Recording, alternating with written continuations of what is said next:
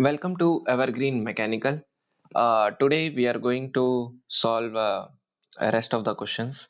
Especially today we will more focus on second law of thermodynamics questions. And so without wasting any time, let's start the questions. Uh, okay. तो क्या बोला इस question में? As shown in figure, this figure में electronic components mounted on a flat plate are cooled by convection to the surrounding and by liquid water circulating through a U-tube bonded to the plate. Okay, इधर तक क्या समझा रहा है ना कि ये मेरा एक प्लेट है यार, ठीक है। इसमें क्या हो रहा है ना, कुछ इलेक्ट्रॉनिक कंपोनेंट्स है जो दिखाया गया है, ये सब इलेक्ट्रॉनिक कंपोनेंट्स है, ठीक है। ये अटैच करके रखें और डेफिनेटली हीट हो रहा है, तो उसको मैं कूल कर रहा हूँ बाय कन्वेक्शन। कन्वेक्शन के थ्रू कूल हो रहा है और एक एक ट्यूब है। इस ट्यूब में ना वाटर सर्कुलेट हो रहा है। एक ऐसा यूट्यूब करके एक ट्यूब है, ठीक है। इसके अंदर मेरा वाटर सर्कुलेट हो रहा है और बाहर निकल रहा है, ठीक है। इसके थ्रू कूल हो रहा है एट स्टेडी स्टेट मतलब mi इक्वल टू me, मतलब जितना भी इनलेट हो रहा है उतना ही एग्जिट होगा, ठीक है। वाटर एंटर्स द ट्यूब, ये जो भी वाटर एंटर कर रहा है ट्यूब में वो 20 डिग्री सेल्सियस में एंटर कर रहा है, जिसका वेलोसिटी देखे रखा है 0.4 metre per second and exit at 24 degree Celsius with negligible change in pressure. The electronic component, ये जो भी इलेक्ट्रॉनिक कंपोनेंट है वो रिसीव कर रहा है 0.5 किलोवाट ऑफ इलेक्ट्रिक पावर। ये जैसा ये आपको एक केबल दिखाया है ना, इधर से वो 0.5 kilowatt of electric power receive कर रहा है। The rate of energy transfer by convection from plate mounted electronics is estimated। अच्छा, जो भी कन्वेक्शन के थ्रू जो भी हीट ट्रांसफर हो रहा है वो कितना हो रहा है, 0.08 किलोवाट हो रहा है। Kinetic energy and potential energy effects can be ignored. Determine the tube diameter of the tube मेरे को फाइंड करना है and that also in centimeter. तो how I will proceed this question is, सबसे पहले तो मुझे ये पता है कि ये एक स्टेडी फ्लो का क्वेश्चन है, तो मैं इसको एक कंट्रोल वॉल्यूम डिसाइड कर रहा हूँ पहले, जो ट्यूब को काटता हुआ जाएगा, ठीक है। अब मुझे क्या पता है, मैं स्टेडी फ्लो एनर्जी इक्वेशन लिख रहा हूँ, M I into H I plus C I का whole square upon 2000 plus J O Z one upon 1000 plus Q of control volume equal to M M E dot H E plus C E का whole square by 2000 plus G of Z E divided by 1000 plus W of control volume. Okay, अब इसमें question में clearly बोला है kinetic and potential energy can be neglected, तो ये वाला term zero मान रहा हूँ, इसको नेग्लेक्ट किया जा रहा है, ठीक है। ये भी जीरो है, ये भी जीरो है, तो मेरा क्या इक्वेशन बना, M I into H I plus Q of control volume equal to M E into H E plus W of control volume. अब मेरे को आप ये बताओ, जो भी कंट्रोल वॉल्यूम, जो भी ये मेरा इलेक्ट्रॉनिक प्लेट जो है, इसमें मैं कितना वर्क दे रहा हूँ, डेट इज 0.5 किलोवाट दे रहा हूँ, I am giving to the system और you can say control volume, तो this will be minus 0.5 kilowatt. ये मेरे को वर्क दे नहीं रहा है, it is not like turbine. Turbine रहता तो क्या रहता, टरबाइन हम लोग को वर्क देता है तो हम लोग प्लस लिखते हैं, यहाँ पे मैं it is like I am giving work to the electronic component, तो -5 M E H E M I H I plus Q of control volume. Control volume से मेरा हीट कितना बाहर जा रहा है, बाहर जा रहा है, heat is given by the control volume that is -0.08। तो मैं क्या लिखूंगा, 0.5 minus 0.08 equal to m into h of exit minus h of inlet, ठीक है। तो ये कितना हुआ, 0.5 minus it is 0.42 equal to mass flow rate m dot into h exit, it is 4.187 into TE minus TI। Exit temperature is 24 degree Celsius है, inlet 20 है। और देखो डिफरेंस करोगे तो आप केल्विन में रखो या फिर सेल्सियस में रखो सेम ही आएगा, इट इज 4, राइट?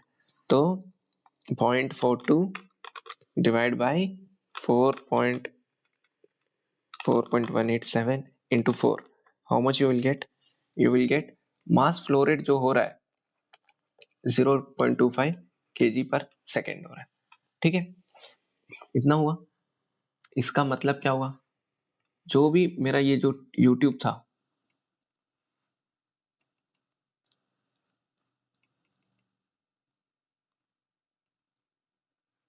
इसमें जो भी मेरा मास फ्लो रेट हो रहा है वाटर का, क्योंकि यही इनलेट का हम लोग लिए, आउटलेट है, जो भी मेरा mass flow rate at inlet equal to outlet exit है, वो कितना है? 0.025 kg पर सेकेंड। तो बट ये मेरे को फाइंड करने नहीं बोला है, I have to find what, I have to find the tube diameter, tube का डायमीटर बताओ बोल रहा है। तो मास फ्लो रेट क्या होता है? रो ए इंटू वी। रो कितना है वाटर का? 1000, area pi by 4 into D square into velocity. Inlet का वेलोसिटी दे के रखा है 0.4 metre per second, and mass flow rate कितना है? 0.025। पाई बाई 4 को मैं एज्यूम कर रहा हूँ 0.785, 3 डेसिमल तक का। पाई बाई 4 आप कैलकुलेट करोगे तो उतना ही आएगा। ये तो मैं अभी इसमें कर रहा हूँ, but when I used to do in what we say in gate exam calculation में, पाई बाई 4 का वैल्यू आपको याद रहना चाहिए 0.785। ये बहुत जगह यूज होता है, क्योंकि कभी कभी एरिया नीचे आ जाता है, कभी कभी बहुत जगह पे ये काम आएगा, जैसे अभी यहीं पे काम आ गया। आप गेट कैलसी में पाई बाई 4 करते रहोगे तो it is very very what we say hectic हो जाएगा, और आप शायद गलती करने के चांसेस रहेंगे, ठीक है? इसलिए मैं बोल रहा हूँ, बाकी आपकी मर्जी है।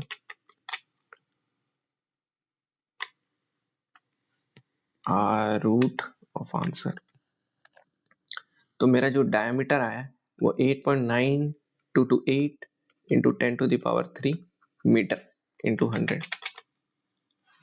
तो मेरा जो डायमीटर आएगा 0.892 सेंटीमीटर आएगा, ठीक है?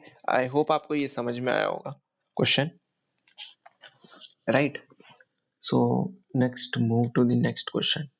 Okay, this is again a good question. Now जितने भी क्वेश्चंस आएंगे, 2-3 questions, this all are from PK Nag, unsolved questions है, सॉल्व्ड क्वेश्चंस नहीं है, अनसॉल्व्ड क्वेश्चंस है। ये भी सेकंड एडिशन का बुक है, यहाँ से मैं लिया हूँ, ठीक है? Let's start this question. This is a good question. एक हीट इंजन है जो कि use to drive a heat pump को ड्राइव कर रहा है, मतलब एक बना ही लेते हैं, एक हीट इंजन है जो ड्राइव कर रहा है किसको? हीट पंप को।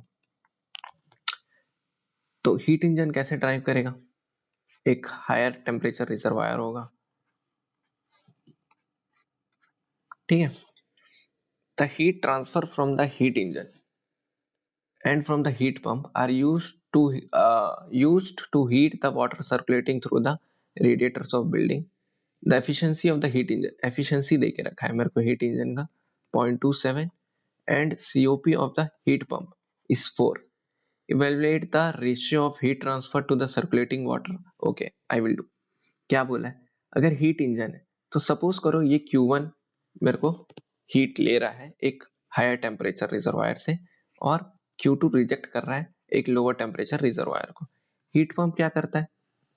हीट लेता है और एक हायर टेम्परेचर वाले को वो दे देता है, ठीक है, with the help of W।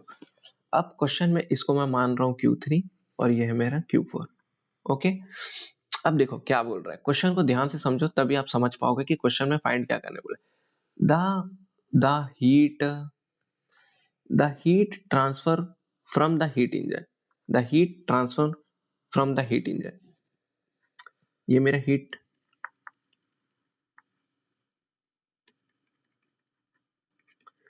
Transfer from the heat engine मतलब Q2 की बात कर रहा है। जैसे ये हीट इंजन है, heat transfer to the heat engine and heat transfer from the heat engine. From the heat engine से जो भी हीट ट्रांसफर हो रहा है वो Q2 की बात कर रहा है, and the heat transfer from the heat pump से जो हीट बाहर निकल रहा है, Q2 प्लस Q4, ठीक है, ये दोनों हीट जो है ना, ये यूज हो रहा है, किसके लिए? To heat the water circulating through the radiators of the building, ठीक है, ये दोनों हीट यूज हो रहा है। बाकी तो ये दे के रखा है, evaluate the ratio of heat transfer to the circulating water, मतलब जो भी ये वाला जो हीट यूज हो रहा था किसके लिए? सर्कुलेट करने के लिए, वाटर के लिए, ठीक है, to the heat transfer to the heat engine, to the heat transfer to the heat engine, heat engine में कितना हीट ट्रांसफर कर रहे हैं हम लोग? Q1। आप समझे कि नहीं, मेरे को नहीं मालूम, रेशियो हमको ये फाइंड करने के लिए बोल रहा है। देखो मैं आपको बहुत अच्छे से समझाता हूँ फिर से। यहाँ पे क्या बोला है? The heat transfer from the heat engine and from the heat pump. Heat engine ये है, rate of heat transfer from the heat engine, ये टू द हीट इंजन है, हीट गिवन दे रहा हूं टू द हीट इंजन, ये from the heat engine, from the heat pump, ये to the heat pump. समझ में आया? तो ये जो दो हीट है ना, Q2 प्लस Q4, ये क्या कर रहा है? Use to heat the water circulating through the radiators of the building, यही आपको बोल रहा है। ये डिवाइडेड बाई, हम लोग को क्या फाइंड करना है? Ratio of heat transfer to the circulating water to the heat transfer to the heat engine, heat engine में मेरे को कितना हीट दे रहा हूँ, डिवाइड बाई Q1। अगर मैं ये फाइंड कर लिया, इधर मेरा फोटो होगा, I have to find Q2 plus Q4 divide by Q1, ये अगर मिल गया तो मेरा आंसर मिल गया। अब आपको अच्छे से समझ में आया है कि मैं क्या कर रहा हूँ, ठीक है? एक बार फिर बना लेंगे, कोई हड़बड़ी नहीं है। ये मेरा हीट इंजन है, it is use to drive the heat pump. Heat engine कहीं से एक Q1 ले रहा है, Q2 रिजेक्ट कर रहा है to the lower temperature reservoir, heat pump भी कहीं से हीट ले रहा होगा और Q4 रिजेक्ट कर रहा है जहां पे मेरा रेफ्रिजरेटिंग इफेक्ट है। ये है मेरा डब्ल्यू नेट। कहीं पे भी मुझे ये नहीं बोला है कि आप कंसिडर कीजिए हीट इंजन को रिवर्सिबल या फिर हीट पंप को रिवर्सिबल, जस्ट दे के रखा है efficiency of the heat engine और COP of the heat pump. अभी कितना दे के रखा है? 0.4 कुछ दिया था। efficiency of the heat engine is 27% and heat pump 27% है, ठीक है? तो मैं क्या मानूंगा? efficiency of the heat engine is equal to W net upon Q input, ठीक है? efficiency of heat engine कितना है? 0.27, W net इतना ही रहने जो, Q input कितना है? Q1। तो जो यहाँ से मेरा W net आया वो कितना आया? 0.27 Q1 आया। तो अगर ये जो W net निकल रहा है ये कितना है? 0.27 Q1 निकल रहा है, तो Q2 कितना होगा? Q2 कितना होगा? अगर आप हीट इंजन को सिस्टम मानो, इनपुट आउटपुट आउटपुट, ये W net, ये Q1, ये Q2, तो Q1 equal to W net plus Q2, right? Q1 Q1 ही है, W net कितना है? 0.27 Q1 प्लस Q2, तो Q2 कितना आ रहा है? 1 माइनस 0.27, हाउ मच? 0.73 Q1 आ रहा है। Q2 कितना है मेरा? I am writing here bracket बना के, Q2 इक्वल टू 0.73 Q1, ठीक है? अब COP of the heat pump दे के रखा है मेरे को, COP of the heat pump equal to 4 and that is equal to refrigerating effect divided by, we can say, W net। तो 4 into W net कितना है? 0.27 Q1,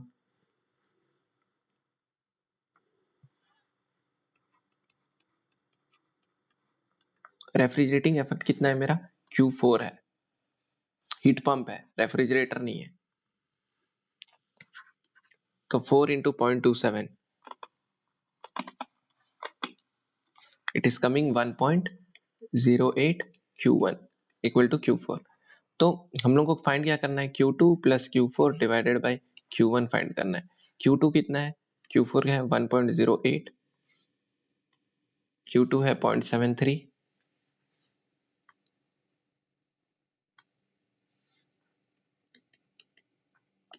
Q1 Q1 कॉमन लिया, डिवाइड बाई Q1, तो Q1 गया, it will be equal to 1.81. This is your answer, right. बस हम लोगों को ना लैंग्वेज समझना था क्वेश्चन का, बाकी it was very easy to solve this question. Second law के क्वेश्चंस बहुत ही इजी होते हैं, I don't know why, but मुझे बहुत इजी लगता है ये सब करना. प्लस क्वेश्चंस तो ठीक है, बट यहाँ पे एक गलती कर सकते हो, बट गलती भी करने का चांस नहीं है क्योंकि आपके पास ये दिया नहीं है. बट कभी कभी जब आई थिंक इन गेट 2023 में ही हुआ था, गेट 2023 में ना कुछ सब डेटा दे के रखा था, TH, TL, TL, बट वो ये नहीं बोला था कि whether it is a reversible heat engine है कि हीट पंप है.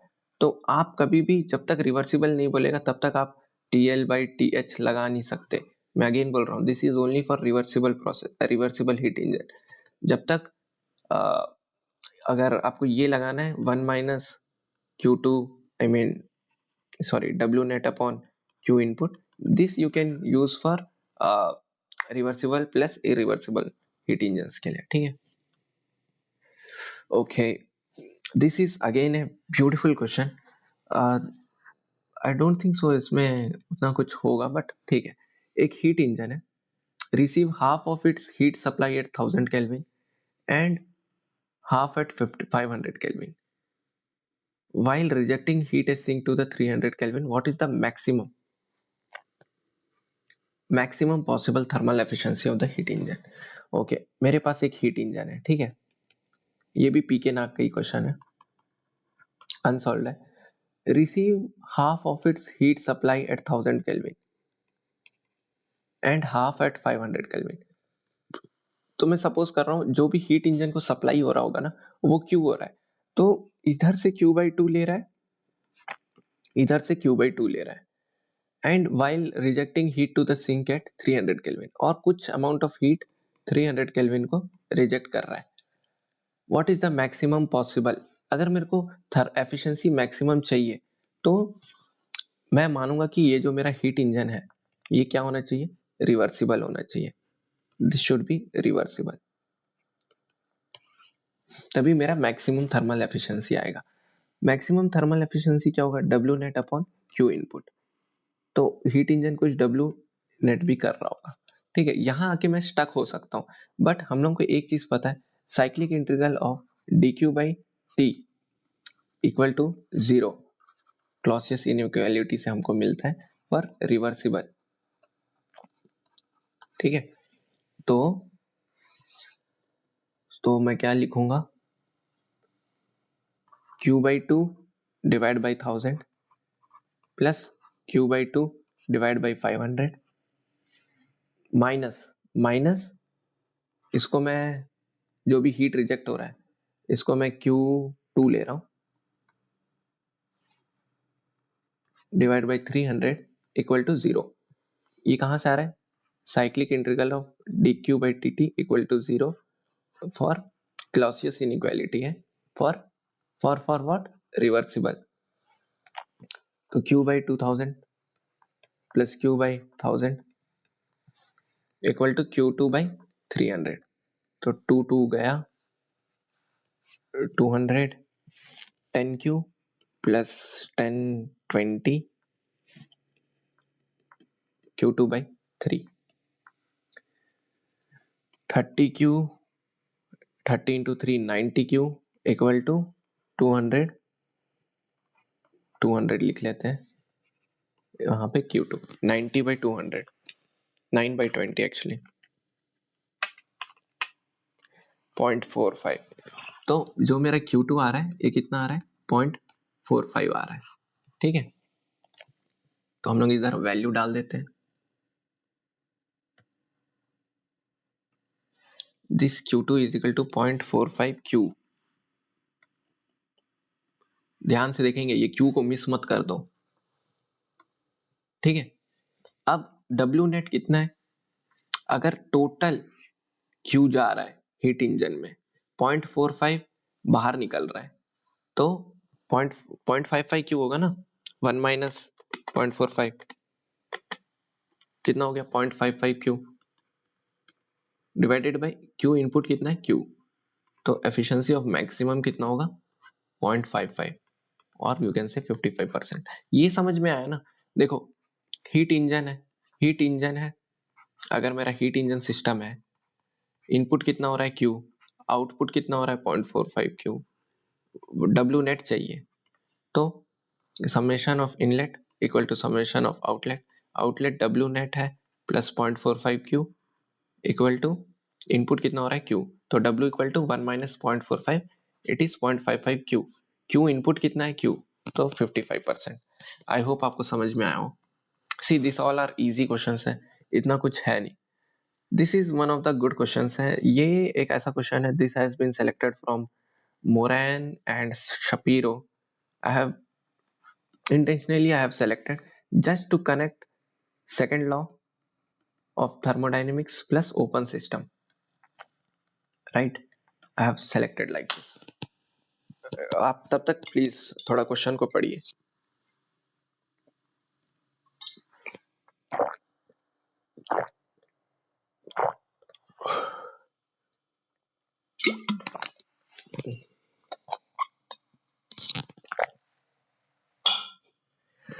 Okay let's start. क्या बोला है क्वेश्चन में?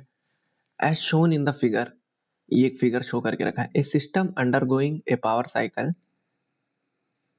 develops a net power output of 1 megawatt while receiving energy by heat transfer from steam condensing from saturated vapor to saturated liquid at a pressure of 100 kilopascal. Energy is discharged from the cycle by heat transfer to nearby lake at 17 degrees Celsius. These are the only significant heat transfers. Kinetic and potential energy effects can be ignored. For operation at steady state बोल के रखा है, determine the minimum theoretical steam mass flow rate in kg per second required by any such cycle. Okay, देखो question देख के figure देख के डरो मत। देखो सबसे पहली बात ये बोला है कि एक अंडरगोइंग है पावर साइकिल, तो ये मैं मान सकता हूँ कि एक मेरा हीट इंजन है या फिर एक पावर साइकिल है जो डेवलप कर रहा है 1 मेगावाट ऑफ लाइक दिस। एक हीट इंजन है जो डेवलप कितना कर रहा है 1 मेगावाट ऑफ पावर डेवलप कर रहा है और हीट रिजेक्ट कर रहा है Q डॉट सी टू एक लेक है जो कि 17 degree Celsius, 17 plus you can से we can say 17 plus 273, it is 290 Kelvin. Okay and जहां से वो ले रहा है ना हीट, वो क्या है saturated liquid at 1 kilo pascal है, 100 किलो पास्कल। मतलब जब मैं प्रेशर देखूंगा टेबल 100, ये बार में दिया है 1 बार इक्वल टू 100 किलो पास्कल, तो इट इज 99.62 है जब टेम्परेचर होगा। तो 99.62 plus 273 you will gate 372.62 kelvin. Okay, अब बताओ क्या करना है कि मेरे को ये फाइंड करना है कि मास फ्लो रेट कितना हो रहा है इसके अंदर, ठीक है। बट उससे पहले मैं ये देख लेता हूँ ना कि ये हीट कितना दे रहा है, राइट। तो अगर मेरे को यहाँ पे मिनिमम चाहिए स्टीम, तो कहीं ना कहीं ये जो हीट इंजन होना चाहिए ये रिवर्सिबल होना चाहिए, समझ रहे हो। तो जब रिवर्सिबल होगा तो मैं क्या लिख सकता हूँ, efficiency of heat engine equal to 1 minus 292 290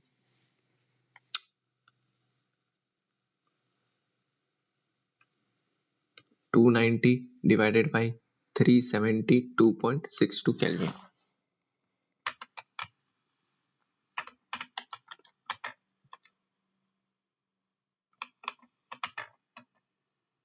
efficiency of heat engine कितना आ रहा है 20, जो भी पावर 0.172% आ रहा है, ठीक है।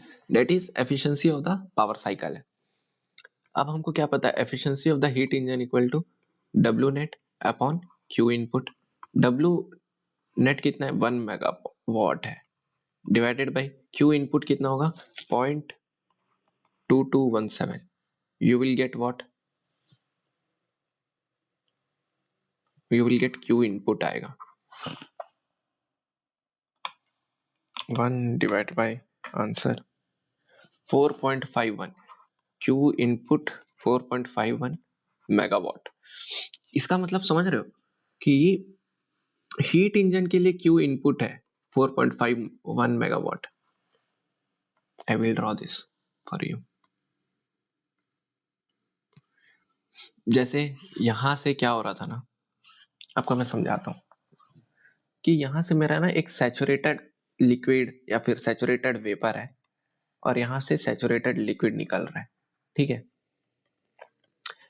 डेफिनेटली जब वेपर से लिक्विड में कन्वर्ट होगा तो कहीं ना कहीं वो क्या करेगा, हीट रिजेक्ट करेगा। ये हीट रिजेक्ट कर रहा है। अगर ये मेरे को मिल जाए तो मैं डेफिनेटली क्या फाइंड कर सकता हूँ, मैं मास फ्लो रेट ऑफ द जो स्टीम है, स्टीम का मास फ्लो रेट मैं निकाल सकता हूँ, राइट। तो मैं कैसे लिखूंगा, M dot into H inlet of the steam, neglecting kinetic and potential energy बोला है, plus Q of control volume, really sorry, please give me 1 minute.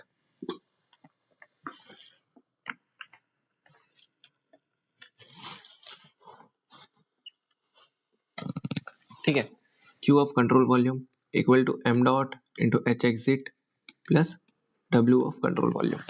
ठीक है, neglecting kinetic and potential energy बोला है। जब मेरे को ये मिल जाएगा तो मैं मास flow rate of the steam निकाल सकता हूँ, राइट। अब देखो, ये निकालने के लिए ही मैं हीट इंजन का जो भी प्रोसेस जो वहां पे लगाया ना, ये सब जो प्रोसेस किए, ये हम लोग को मिला हीट इनपुट निकालने के लिए। हीट इंजन यहां से मेरे को मिल रहा है, इसका मतलब क्या है जानते हो, कि ये जो मेरा 4.51 मेगावाट आया है, ये मैं रिजेक्ट कर रहा हूँ। ठीक है, यहां से 4.51 मेगावाट रिजेक्ट हो रहा है, तो ये हीट इंजन के लिए इनपुट की तरह काम कर रहा है। और कुछ हीट इंजन इतना अमाउंट ऑफ हीट ले रहा है और इसमें से 1 पॉइंट समथिंग वर्क कर रहा है और कुछ रिजेक्ट कर देगा। समझ में आ रहा है, बट इसके लिए ये रिजेक्शन है, तो M dot into H I plus ये मेरा कंट्रोल वॉल्यूम है, right. This is my control volume. तो यहां से कितना आउट हो रहा है, कंट्रोल वॉल्यूम से बाहर जा रहा है, हीट मिल रहा है मेरे को, तो I will take S -4.51 megawatt M dot H E plus control volume, work done by control volume. ये मेरा कंट्रोल वॉल्यूम है, हीट इंजन नहीं है मेरा कंट्रोल वॉल्यूम। तो आप इधर 1 मेगावाट मत कर देना, समझ रहे हो। आपको मास flow rate of the steam चाहिए। स्टीम कहाँ से फ्लो हो रहा है, दिस ट्यूब से फ्लो हो रहा है steam, right. But control volume जो मैं कंसिडर किया हूं, इधर से मेरा हीट रिजेक्ट हो रहा है। ये जो ट्यूब है ये मेरा कोई वर्क नहीं कर रहा है, कंट्रोल वॉल्यूम वर्क इज 0। ठीक है, यहाँ पे आप थोड़ा सा गलती कर सकते हो, मेरे को लग रहा है, कोई अगर कोई चाहे तो, इक्वल टू -4.51। अब देखो एच एग्जिट, एग्जिट कैसा निकल रहा है, लिक्विड के फॉर्म पे निकल रहा है, राइट, जो कि सैचुरेटेड लिक्विड है एट 100 किलो पास्कल। तो एच ऑफ एफ, तो 1 बार मीन्स 100 किलो पास्कल में मेरे को क्या देखना है, एच ऑफ एफ देखना है। ये कितना है, 417.4। तो M dot into 417.4 minus inlet, inlet vapour की तरफ है at 100 kilo pascal, that is 2675 kilo joule पर केजी है। यहाँ पे -4.51 मेगावाट है, तो इसको मैं किलोवाट कर दे रहा हूँ इंटू 10⁻³ ठीक है। तो ये किलोवाट मतलब किलो जूल पर सेकंड में आएगा, और यहाँ पे क्या है, किलो जूल पर केजी, किलो जूल पर केजी। तो किलो जूल जाएगा, मेरा मास फ्लो रेट किस में आएगा, केजी पर सेकंड में आएगा। आई होप आपको समझ में आया होगा। -4.51 into 10⁻³ divide by 417.4 minus 2675, 1.999, almost 1.999, almost equal to 2 kg per second मेरा mass flow rate of the steam flow हो रहा है। ठीक है, मैं आपको फिर से एक बार ओवरव्यू बता रहा हूँ कि हो क्या रहा है। मेरे को ना थियोरेटिकल मिनिमम मास फ्लो रेट निकालना था भाई। ठीक है, मिनिमम मास फ्लो रेट निकालना है, कहीं ना कहीं ये दर्शा रहा है कि जो मेरा हीट इंजन जो भी पावर साइकिल है वो रिवर्सिबल है, तभी मेरे को मिनिमम निकल पाएगा। ठीक है, अगर ये रिवर्सिबल रहेगा तभी ये जो हीट है वो देगा कुछ। वो देने के लिए सबसे पहले मैं हीट इंजन का कॉन्सेप्ट लगाया। हीट इंजन का कॉन्सेप्ट जब लगाऊंगा तो मेरे को क्यू इनपुट कितना हो रहा है हीट इंजन में वो मेरे को पता चलेगा। हीट इंजन में कितना क्यू इनपुट मिल रहा है, जितना भी क्यू इनपुट मिल रहा होगा हीट इंजन में, इसका मतलब है कि उतना जो भी है वो रिजेक्ट हो रहा है फ्रॉम दैट ट्यूब, वही मेरा इनपुट है। ठीक है। और एक चीज है कि ये जो मेरा ट्यूब है ये कोई वर्क नहीं कर रहा है जब मैं इसको कंट्रोल वॉल्यूम करूंगा, क्योंकि ये ट्यूब मेरा एक्सपैंड एक्सपैंड कुछ नहीं हो रहा है, therefore it has been taken as zero. Q control volume को नेगेटिव इसलिए मान रहा हूँ क्योंकि जो मैं कंट्रोल वॉल्यूम सेलेक्ट किया हूँ जो ट्यूब है वहां से हीट रिजेक्ट आउट हो रहा है, रिजेक्ट आउट हो रहा है from the tube, but it is input for the heat engine. Right. I hope आपको समझ में आया होगा। We will move on to next question. Ah, this is again a good question. You can expect this question or you can expect this question. मुझे पता नहीं क्यों ये मेरे को ये एक लग रहा है, और एक मैं जो आपको पहला क्वेश्चन कराया था एक पिस्टन है उसके ऊपर वाटर है, ये दो क्वेश्चन मुझे पता नहीं क्यों लग रहा है कि आने का चांसेस है। आप इसको करके जाइएगा। ठीक है। Okay okay okay okay, we will start this question. एक हाउसहोल्ड रेफ्रिजरेटर है is to be maintained at temperature of 2 degree Celsius. Okay, तो एक रेफ्रिजरेटर है जिसको मेरे को मेंटेन करना है 2 डिग्री सेल्सियस, मतलब 275 केल्विन पे मेरे को मेंटेन करना है। Every time the door is opened a warm material, एक वार्म मटेरियल मेरे को प्लेस करना है, introducing an average of 420 kilo joule but making only small change in temperature of the refrigerator. Okay, देखो ठीक है पढ़ लेते हैं पहले। The door is open 20 times a day, the refrigerator operates at 15% of ideal COP. तो COP जो होगा 15% of ideal, COP of actual refrigerator जो होगा वो COP of 15% of ideal COP रहेगा। The cost of work is 32 पैसे per kilowatt hour. What is the monthly bill, what is the monthly bill of the refrigerator, the atmosphere is at 30 degree Celsius. Okay, देखो हो क्या रहा है मैं बता रहा हूँ, मैं आपको समझाता हूँ। देखो मैं सपोज करो एक बार रेफ्रिजरेटर खोला और कुछ सामान अंदर डाला, तो अगर मेरे को रेफ्रिजरेटर को मेंटेन करना है 2 डिग्री सेल्सियस में, तो जो भी मैं हॉट मटेरियल डाला हूं उससे वो 420 kilo joule of heat extract करना पड़ेगा। जैसे कि वाह, ये रेफ्रिजरेटर है, ठीक है, अंदर मेरे को मेंटेन करना है 2 डिग्री सेल्सियस, तो ये सामान में डाला, तो ये सामान डाला, जाहिर सी बात है आप रेफ्रिजरेटर में कुछ गर्म सामान डालोगे तभी वो ठंडा करके रखेगा। ठीक है, हॉट वाटर मतलब एक वाटर बॉटल डाल दिया, ठीक है, तो उस वाटर बॉटल से उसको एवरेज 420 किलो जूल निकालना पड़ेगा एक्सट्रैक्ट, तभी इस रेफ्रिजरेटर का जो अंदर है उसका टेम्परेचर 2 डिग्री सेल्सियस पे रहेगा, मेंटेन रहेगा। अगर मैं नहीं, अगर कंटिन्यूसली एक्सट्रैक्ट नहीं करूं, मतलब आप बोल रहे हो अगर ये 420 किलो जूल एक्सट्रैक्ट नहीं करूंगा तो क्या होगा, इसका टेम्परेचर बढ़ जाएगा। राइट, तो एवरी सिंगल टाइम में वो 420 किलो जूल एक्सट्रैक्ट करना पड़ेगा। तो इन ए डे में कितना कर रहा हूँ, 20 टाइम्स मैं एक्सट्रैक्ट कर रहा हूँ, तो 420 इंटू 20, ऑलमोस्ट मेरा 8400 किलो जूल पर डे मेरे को एक्सट्रैक्ट करना पड़ेगा रेफ्रिजरेटर से। ठीक है, अब ये 30 डिग्री है, इसको 303 केल्विन में लिखते हैं। सीओपी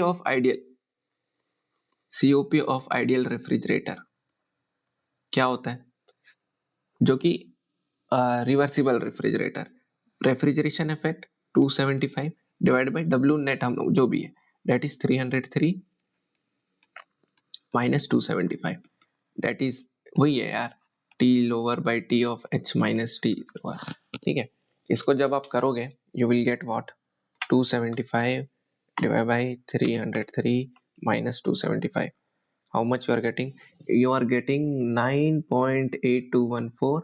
ये मेरा आइडियल सीओपी है 9.8214, इसका 15% 0.15, you will get the COP of actual 0.15. COP of actual refrigerator कितना है? 1.4732. ठीक है, तो आई गेट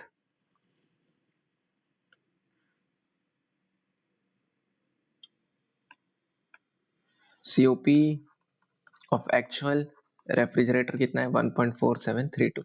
हम लोग को पता है जो COP ऑफ रेफ्रिजरेटर है एक्चुअल, जो कि कोई सा भी प्रोसेस इरिवर्सिबल हो या फिर रिवर्सिबल रेफ्रिजरेटर के लिए हम लोग क्या लिख सकते हैं? Refrigeration effect divided by W input, right? तो यहां से मेरे को क्या मिलेगा? W इनपुट मिलेगा। रेफ्रिजरेशन इफेक्ट कितना है? कितना निकाल रहा है per day? That is 8400 kilo joules per day निकाल रहा है, मतलब कूल करने के लिए। Divide by 1.4732, you will get W input 8400 divided by 1.4732, you will get 5701.873 kilojoule per day है। इतना मेरे को वर्क इनपुट करना पड़ रहा है रेफ्रिजरेटर को एक दिन में। बट वो मेरे को ये सब नहीं पूछा है, he doesn't want need, he want कि मेरे को मंथली बिल बताओ ऑफ दिस रेफ्रिजरेटर। तो मंथली बिल निकालने के लिए मेरे को क्या चाहिए? एक दिन का कितना हो रहा है? रुको, इसको सबसे पहले मैं किलोवाट पर आवर में करता हूँ। एक चीज याद रखना, 1 kilowatt hour equal to 3600 kilo joules. तो इतना किलो जूल्स कितना होगा? कितना किलोवाट आवर होगा? तो it is like 5701.873 equal to x। तो x कितना होगा? Divide by answer divide by 3600।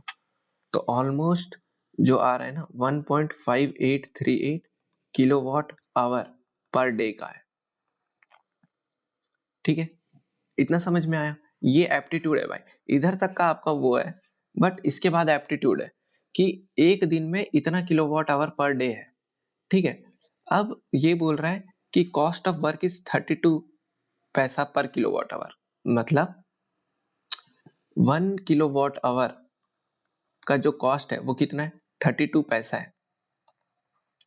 ठीक है, तो 1.5838 का कितना होगा? इंटू 32 कर दो, तो मतलब 50.683 पैसा लग रहा है पर डे। समझ रहे हो?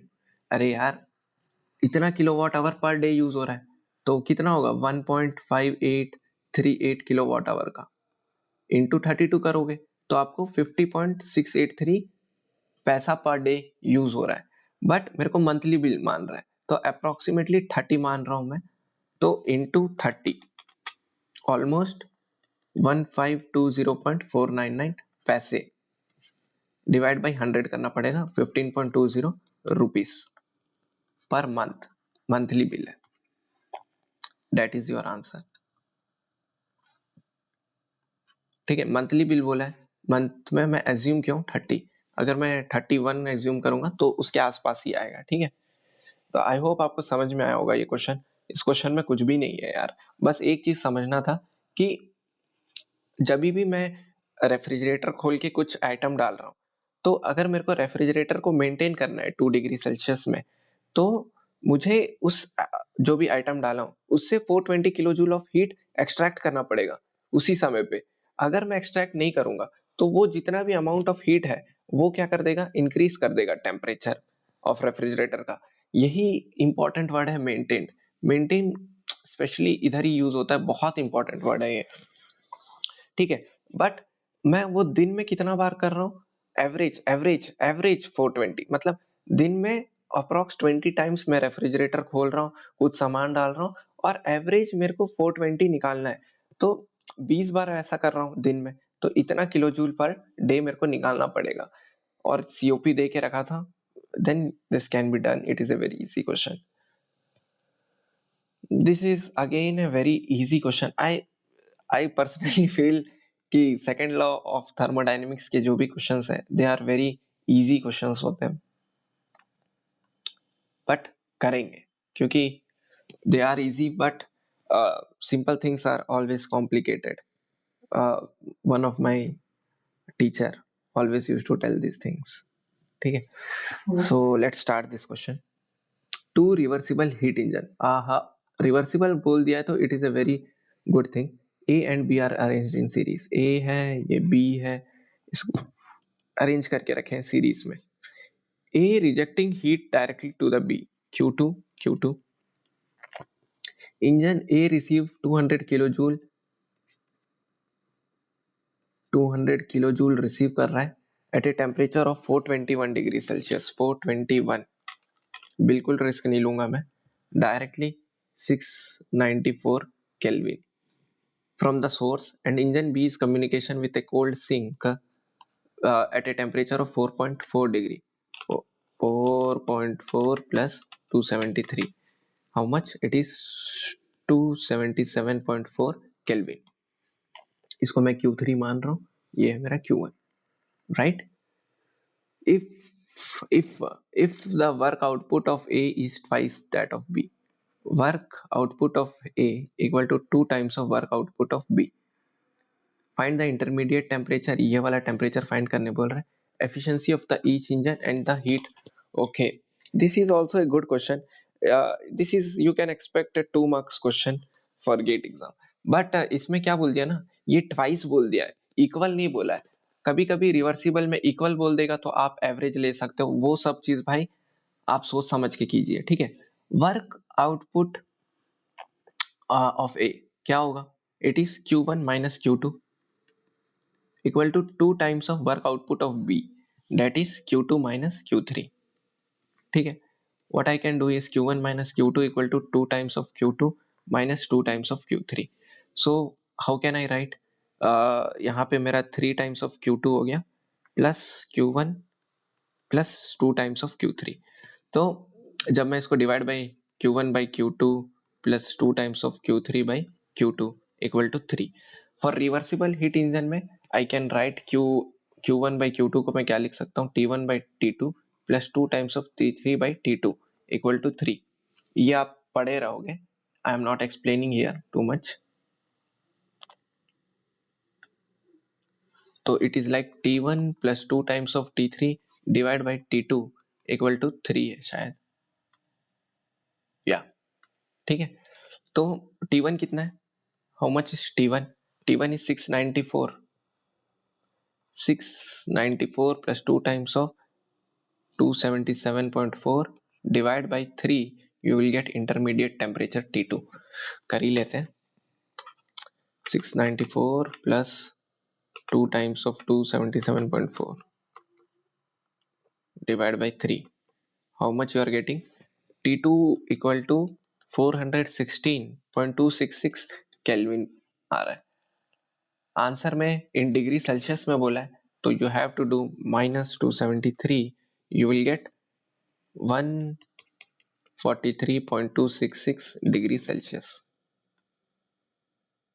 Okay, exact answer. The efficiency of the each engine. Efficiency of the each engine. Since it is a reversible engine, so 1 minus 416.266 divided by 694 कर दो. You will get efficiency of the engine B is equal to 1 minus 277.4 divided by 416.266. ये यार देखो, efficiency of the engine A 1 minus this intermediate temperature divided by 694, 416.266 divided by 694.6, 1 minus 0.6, it is 0.4, approximately 40%. ये कितना आ रहा है? 277.4 minus 416.266, 1 minus how much? 33.33%,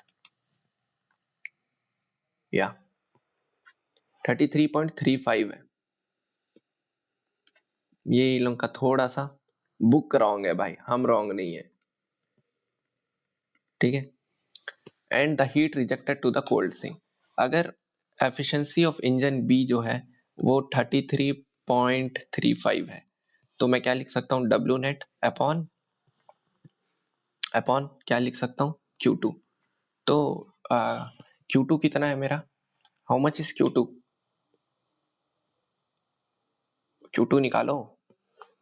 यहाँ पे 200 किलो जूल है, इसका 40% एफिशिएंसी है, तो efficiency of engine A equal to W net upon Q input.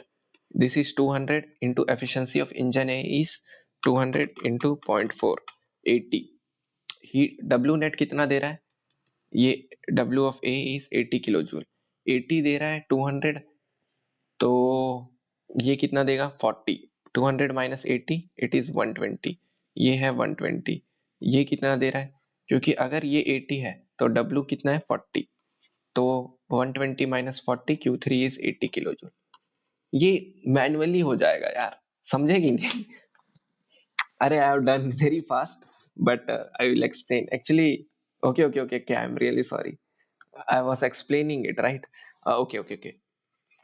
देखो, एक हीट इंजन ए है, क्या है कि ना, to be honest, this all are like cake, right, cherry on cake type के क्वेश्चंस हैं. But while explaining to you I have to understand that there are many students, I'm not serious because conceptual है, ठीक है. जो beginners हैं उनको I hope they might find difficult, so I will do it again. I'm really sorry, I have explained very fast. यहाँ पे 200 kilo joule जा रहा था, ठीक है, और मेरे को Q2 चाहिए, W नेट मेरे को पता नहीं है, ठीक है. तो ये मेरा हीट इंजन है, मेरे को एफिशिएंसी ऑफ हीट इंजन में अभी A निकाला, that is 40%, that is 0.4. Efficiency of the A क्या लिख सकता हूँ? W net upon Q input लिख सकता हूँ. तो जो W नेट है 0.4 इंटू Q इनपुट कितना है? दिस इज 200, तो कितना होगा? 4/10, 4/10, 0.4 जाएगा 10, 80 किलो जूल आया, ठीक है. तो 200 में 80 किलो जूल वर्क हो गया. तो फॉर हीट इंजन ए, ये हीट इंजन ए है, इसके लिए मैं क्या लिख सकता हूँ? समेशन ऑफ कितना इनपुट हो रहा है by summation of output. Input is 200, output कितना है? डब्ल्यू नेट प्लस Q2, तो ये 80 है, ये कितना है? 200 है. 200 माइनस 80, Q2 कितना हो गया? 120 किलो जूल, ठीक है, 120 किलो जूल हो गया. अब जो मेरा हीट इंजन बी था उसमें से 120 किलो जूल आ रहा है आउटपुट. अब देखो, W A equal to 2 times of W B बोला था, डब्ल्यू ए है मेरा 80, डब्ल्यू बी कितना निकलेगा? डिवाइड बाई 2, 40, तो 120 माइनस 40, 80. तो यही आपको पूछा है, right. The heat rejected to the cold sink that is 80 kilo joule. Okay, I hope आपको समझ में आया हो. Okay, now we will do, this is again, भाई ये क्वेश्चन पता नहीं क्यों I am expecting this and this water question, I don't know why. Water question तो आना ही है लग रहा है भाई, अगर आ गया ना भाई आप लोगों को ना मजा आ जाएगा यार. वाटर क्वेश्चन आ गया तो ये करेक्ट 2 मार्क्स के आएंगे अगर आए तो, ठीक है. तो let's start this question. When the outside temperature is minus 10 degrees Celsius, a residential heat pump must provide 3.5 into 10 to the power 6 kilojoule per day to a dwelling to maintain its temperature at 20 degrees Celsius. Okay, मैं बताता हूँ. एक मेरा घर है यार, ये देखे होगे कहीं ना कहीं, एक मेरा हीट पंप है, ठीक है. जब मेरा आउटसाइड का टेम्परेचर -10 डिग्री है, मतलब 263 केल्विन है, ठीक है, तो हीट पंप को कैसे भी करके प्रोवाइड करना पड़ेगा कितना? 3.5 into 10 to the power 6 kilo joule per day to maintain इस घर का टेम्परेचर को 20 डिग्री सेल्सियस 293 केल्विन में मेंटेन करने के लिए. इसका मतलब क्या है कि घर का टेम्परेचर 293 है, बाहर का टेम्परेचर -10 है, डेफिनेटली ये लूज कर रहा होगा heat 10 to the power 6 kilo joule per day. That's why ये अगर इतना लूज कर रहा है तो मेरे को हीट देना पड़ेगा, तभी इस घर का टेम्परेचर 20 डिग्री सेल्सियस मेंटेन हो पाएगा, ठीक है. इफ द इलेक्ट्रिसिटी कॉस्ट, जो भी हीट देना पड़ रहा होगा मेरे को, W input to the pump is rupees 2.10 per kilowatt hour. What is the minimum? Minimum बोल दिया है, ऑपरेटिंग कॉस्ट मिनिमम बोला है, मतलब हीट पंप जो होना चाहिए वो क्या होना चाहिए, रिवर्सिबल होना चाहिए। तो जब मैं इसको बनाऊंगा, हीट पंप है, यहाँ पे वो है, यहाँ पे वो है, ये 20 डिग्री सेल्सियस मतलब 293 केल्विन, ये 263 केल्विन। हीट पंप को कैसे भी करके 3.5 into 10⁻⁶ kilo joule per day देना पड़ेगा, ठीक है। तो COP of the heat pump कितना होगा? फॉर रिवर्सिबल हीट पंप के लिए मैं क्या लिख सकता हूँ, रेफ्रिजरेशन 293 डिवाइड बाय 293 माइनस 263, ठीक है। This is A revision course, right? So I am not explaining कि ये सब कहाँ से आ रहा है। रिवर्सिबल के लिए आप लिख सकते हो ये चीज, right? It is 9.766। Then COP of the heat pump equal to refrigeration effect divided by work input. Refrigeration effect कितना है, ये है 3.5 into 10⁻⁶ डिवाइडेड बाय 9.766। यहाँ से मेरे को W इनपुट मिलेगा, 3.5 into 10⁻⁶ divided by answer. How much I am getting? बाप रे, वर्क इनपुट कितना हो रहा है जानते हो? 358,361.774। इतना मेरा किस में आया है? किलो जूल पर डे में आ रहा है। इतना इनपुट मेरे को करना पड़ेगा। बट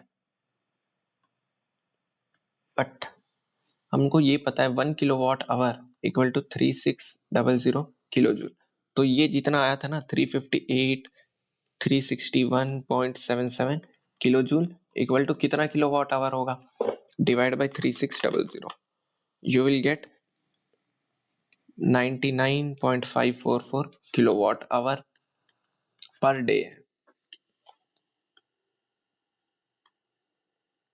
अब इतना बोल के रखा है, if electricity cost 1 kilowatt hour का इलेक्ट्रिसिटी कॉस्ट कितना है, ₹2.10 है। 1 किलोवाट आवर का कॉस्ट जो है वो ₹2.10 है। तो इतना किलोवाट आवर का कितना होगा पर डे? तो ये होगा into 2.10, it is 209 kilowatt hour per day. Each day का बोला है, इंटू 1 डे, तो डे डे कटेगा। तो ऑलमोस्ट एक दिन का कॉस्ट कितना आ रहा है, ₹209 आ रहा है, जो कि ऑलमोस्ट उतना ही है, 208.83 है।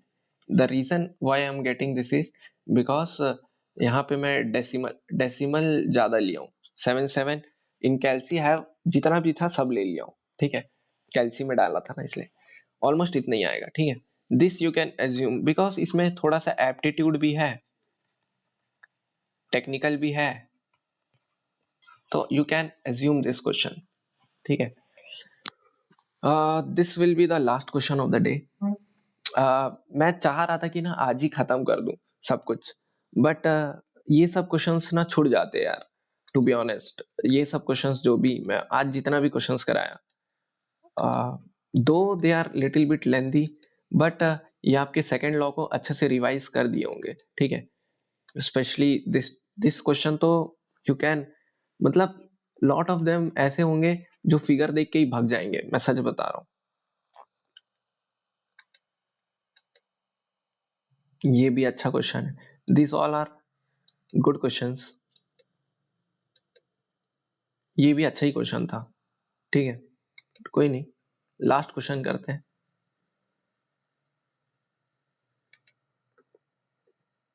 आज का दिन थोड़ा सा ना हल्का रहा होगा आपके लिए, क्योंकि उतना हेक्टिक क्वेश्चंस नहीं किए अपन, राइट? बट कल बहुत ही हेक्टिक रहेगा, मैं अगेन बता दूं, क्योंकि कल एंट्रोपी पढ़ाऊंगा मैं। एंट्रोपी में मैक्सिमम 5 क्वेश्चन कराऊंगा, ठीक है। बट आई मेक श्योर कि उस 5 क्वेश्चंस में ना आपके सब सब हो जाएगा। इवन मैं एंट्रोपी ऑफ जो वो सब रहता है ना,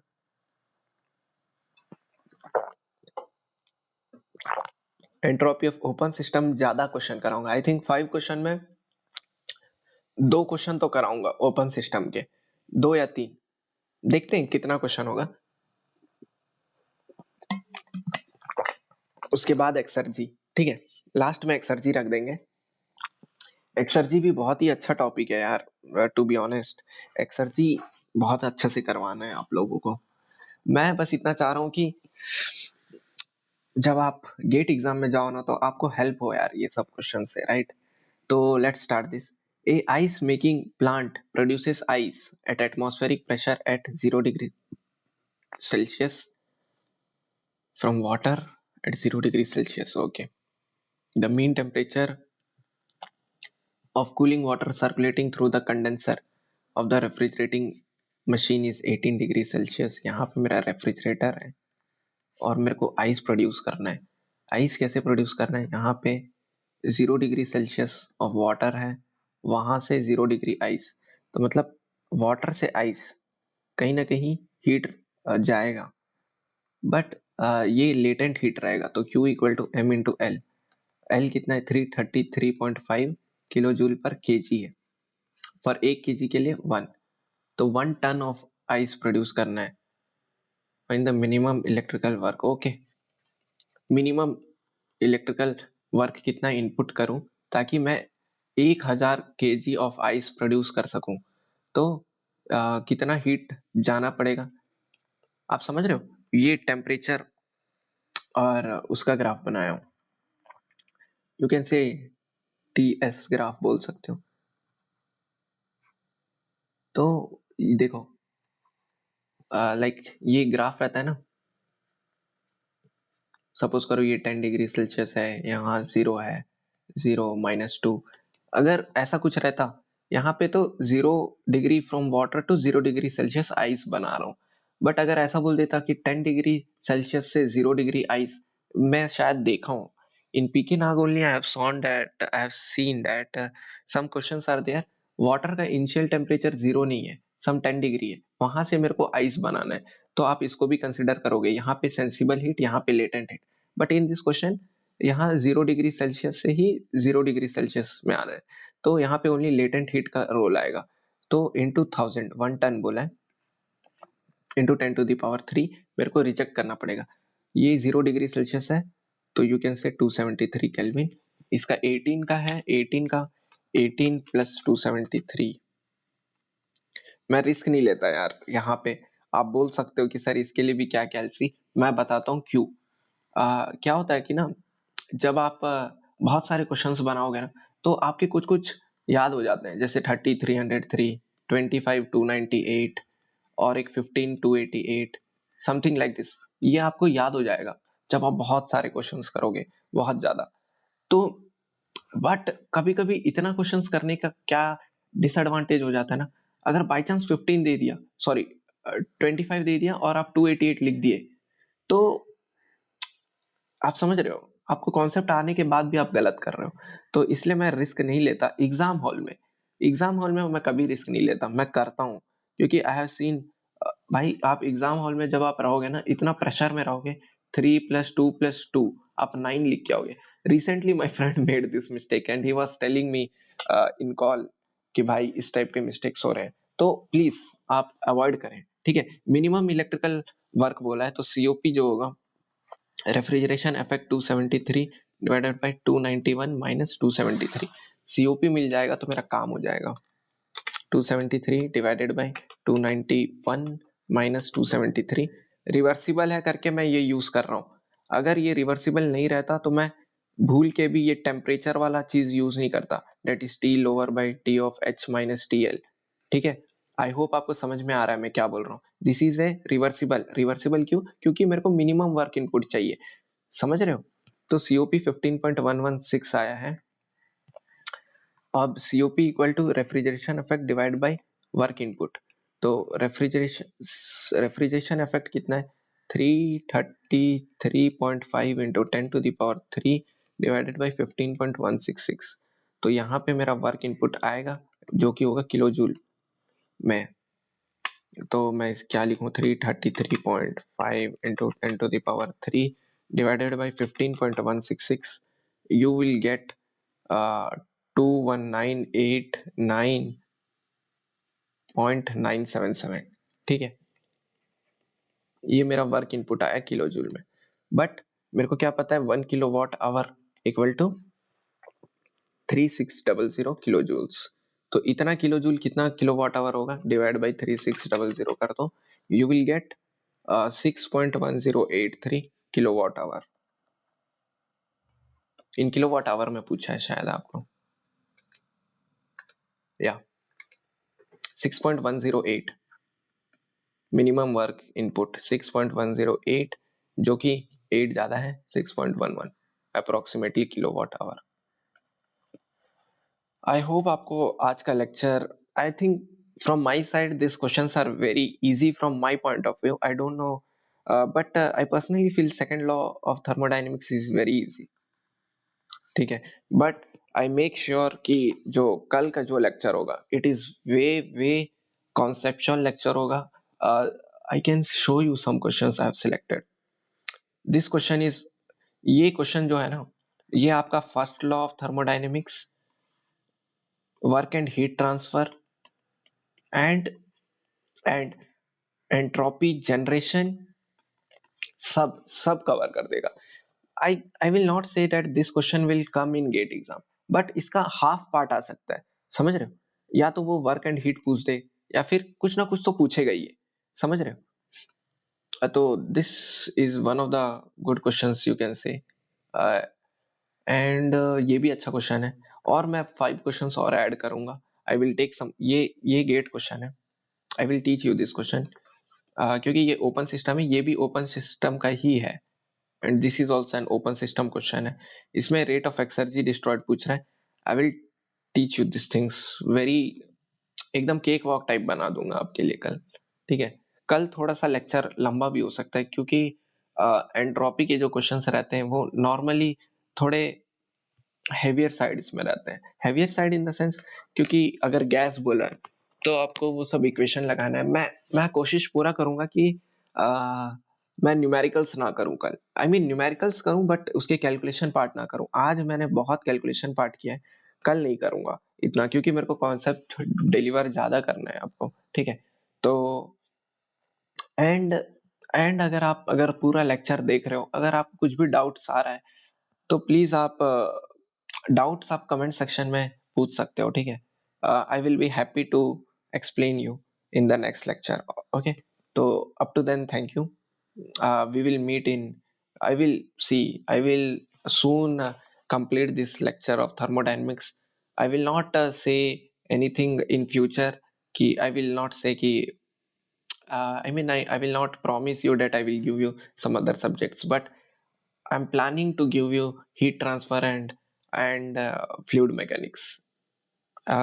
आज 4 है ना, हीट ट्रांसफर का मैं आई थिंक 3 to 4 hours का एक लेक्चर ले लूंगा। उसके बाद फ्लूइड मैकेनिक्स से पहले मैं मॉस ले लूंगा।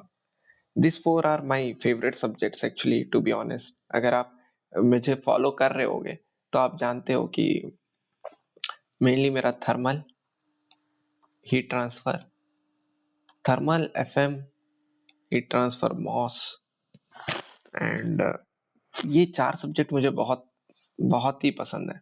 आई don't know why. Machine design भी आप बोल सकते हो, but this 4 subjects I love it. तो थर्मल तो मैं कैसे भी कंप्लीट कर दूंगा। Heat transfer, see I am not promising you, because I have also some works I used to do. So heat transfer next रहेगा। इसका मैं सोच रहा हूँ अप्रॉक्स 20 क्वेश्चंस अगर हो जाए, जिसमें सारे कॉन्सेप्ट कवर हो जाए तो वेल एंड गुड। ये 2 सब्जेक्ट का मैं नहीं बोल पाऊंगा अभी, क्योंकि ये दोनों सब्जेक्ट्स बहुत बड़े हैं यार, यू नो। और एक एक सब्जेक्ट का मेरे को अप्रॉक्स 50 क्वेश्चंस भी कम पड़ेगा अगर मैं पूरे टॉपिक को कवर करूं। But this I can do this, so I am planning to give next this thing, but okay, leave it for now. Okay then, any doubts please you can ask me in comment section. I will be happy to solve your doubts, okay? Thank you.